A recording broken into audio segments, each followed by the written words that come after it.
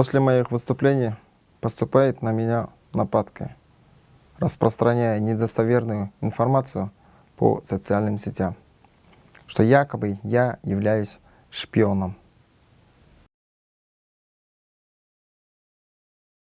А теперь перехожу к фактам.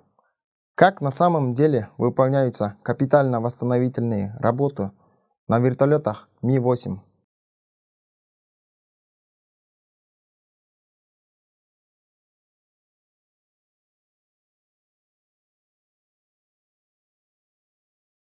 А вот как наши приняли двух вертолетов Ми-8 после капитально-восстановительных работ?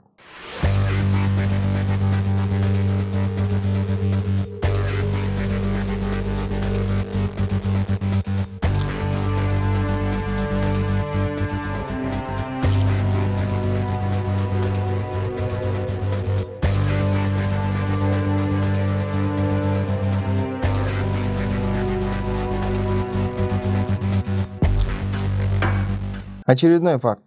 Как наши отправляют на капитально-восстановительную работу борт номер 1 президента Кыргызской Республики.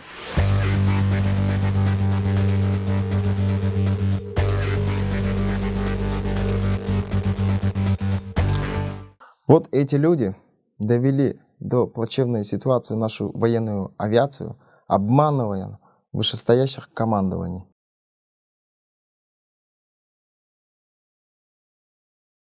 И кто после этого предатель страны?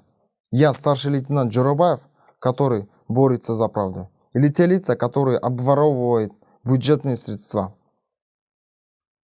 Уже полгода, как военная прокуратура проверяет, и на бумагах все отлично. А на самом деле вертолеты такие